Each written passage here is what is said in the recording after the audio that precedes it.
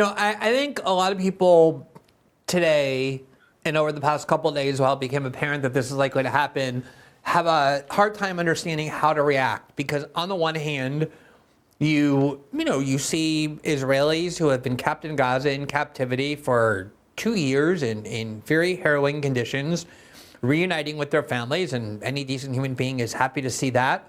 And then you have, 2,000 or so Palestinians who've been kept in Israeli dungeons, many of them for many years, many of them for months, most of whom have never been charged with a crime. I consider them hostages as well. They've had no due process.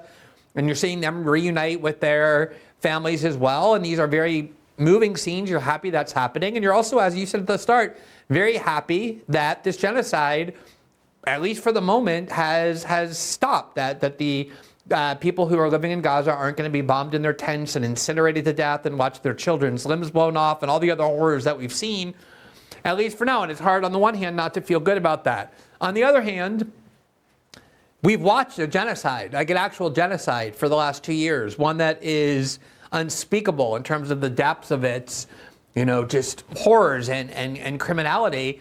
And today you watch all these Western leaders go to Egypt and kind of commemorate. I guess what they would say they're commemorating is the end of this, but they were all participants in it, and there's obviously no movement at all to hold those responsible accountable in any way. And it's kind of hard to just swallow the fact that we just watched this happen, and now we're also supposed to move on and kind of applaud the fact that the people doing it decided to stop for a while. How do you kind of react, I guess, emotionally or intellectually to this mixed bag of incentives? Well, when I watch President Trump in Jerusalem today extolling the virtues of Prime Minister Netanyahu, I say to myself that these are two war criminals. These are two people who are responsible for a genocide. If we were to have Nuremberg II trials, both of them would be found guilty and probably hung at the Nuremberg II trials. Again, what has been taking place since, I would argue, December 2023 in Gaza is a genocide. And President Trump has been in office for almost 9 months now, and he has been helping the Israelis execute that genocide. There's just no question about it. He is guilty of genocide. And of course, it goes without saying that Netanyahu is guilty. Yet these two are today being treated like conquering heroes. What does that tell you? It makes one feel sick to his or her stomach. How else can you think about what's going on here? There's just no accountability. But that's just the way it is at this point in time. And I would imagine that down the road, there will be no meaningful accountability. But let me make one other point.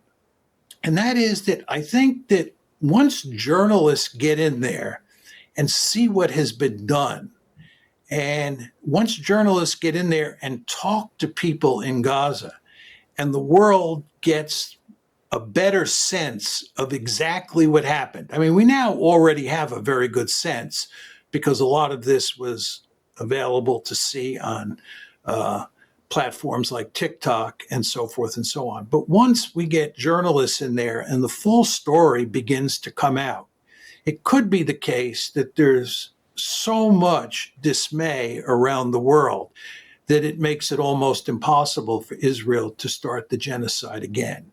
That is a possibility. Am I saying that that's likely? No, not at all. But one hopes that as people document what has happened here and more voices join in the chorus, that just how absolutely horrific this is becomes noticeable to more and more people, and more pressure is brought on the Israelis and on the Americans and on the Europeans, who are all complicit in this genocide, to shut it down permanently. I mean, I guess I have a real question about that, which is, if you look at public opinion around the world, clearly it has turned against Israel in a generational and arguably an irreversible way in a lot of cases in terms of popular opinion. And that has certainly been true in the Western states on which Israel most relies, including in Western Europe and the United States. And you were talking earlier about the military imperative for Israel to shut down the genocide for a while, to give the time for their military to breathe and rebuild. And maybe there was some similar PR or image problem that was getting out of control as well. And they hope that by now making it look like they voluntarily stopped and got their hostages back and stopped once they got their hostages back, that they hope that it'll relieve the pressure on Western leaders that really did not want to do it. It was like pulling teeth to start doing things like recognizing a Palestinian state, start talking about suspending arms to Israel. I think Western elites are very eager to get back to their comfortable pro-Israel place, a place where they're comfortable because of domestic political incentive. They have their own Israel lobby. The U.S. certainly does. And I think they're calculating that this pause, no matter how long it lasts, no matter what it entails, will at least relieve that intense pressure to isolate Israel. And probably Israel thinks that as well. Do you think that's likely to happen? Well, I think there's no hope for the elites. I mean, the elites in the West have proven quite conclusively that they're morally bankrupt. There's no question there. You want to remember the Biden administration was as deeply involved in this genocide as the Trump administration is. So I don't have much faith in the elites in the West. But I do think that pressure from below matters here. And I do think that Trump was feeling pressure. If you look at what's happening inside the Republican Party, where people are turning on Israel, you look at what's happening inside the Democratic Party, and you look at what's happening in Europe, these general strikes in Italy, public opinion in places like Germany have changed in quite drastic ways. I saw a recent poll that said 62% of Germans believe that Israel is committing genocide in Gaza. That's really quite remarkable. So I think that the elites are feeling pressure. And my hope, and it's just my hope, Glenn, and maybe I'm just guilty of wishful thinking here, but my hope is that it becomes clearer and clearer to people that as to what Israel has done in Gaza. I mean, it's absolutely horrific what they have done. It's just hard to believe. And I think that the more information that comes out in that regard, the better, because it will allow all of us to sort of wrap our heads around it in better ways than we're able to do now. But who knows in the end? Now, you mentioned the involvement of the Democrats, of Joe Biden. I mean, you had the same thing in the UK. You had full-scale UK support for Israel under the Tories, and then it switched to Labour, and it continued, every bit as much the same. It really doesn't matter when you stay within these establishment parties. They're going to be pro-Israel. But you did have Biden and then Kamala Harris obviously defend full-scale U.S. support for what Israel was doing in Gaza, took no real steps to use any leverage to stop them, made clear that they defended it, they supported it, they had State Department officials every day standing up and justifying it, and they fed it and funded it and fueled it and protected it and armed it and diplomatically protected it for 13 months until they were out of office. And now you have Trump, who did the same, except, as you mentioned, the first thing he did was engineer a ceasefire that lasted a couple of months. And now 9 months, 10 months into office, he also engineered a ceasefire. So looking at Trump in terms of the role that he has played, on the one hand, obviously he funded and fueled and gave the green light to one of the worst genocides of our lifetime, I think the worst of the 21st century.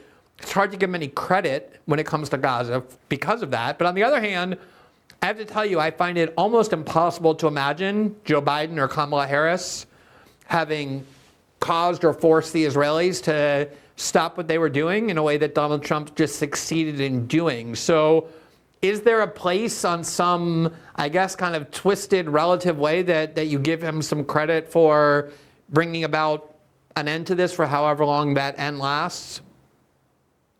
Yeah, I think it's wonderful that he created this ceasefire and this hostage exchange, as we talked about at the beginning of the show. I think it's wonderful. But that doesn't absolve him of responsibility for the genocide. as I said, if you had a Nuremberg II set of trials, he would be found guilty. There's no question in my mind. He has fueled the genocide. He's played a key role in keeping the genocide going. Biden got it going by supporting Netanyahu from the beginning. And I find it hard that that Biden would have done with Netanyahu what Trump has done. And I'm glad Trump did it, but that doesn't absolve him. Thanks for watching this clip from System Update, our live show that airs every Monday through Friday at 7 p.m. Eastern, exclusively on Rumble. You can catch the full nightly shows live or view the backlog of episodes for free on our Rumble page. You can also find full episodes the morning after they air across all major podcasting platforms, including Spotify and Apple. All the information you need is linked below. We hope to see you there.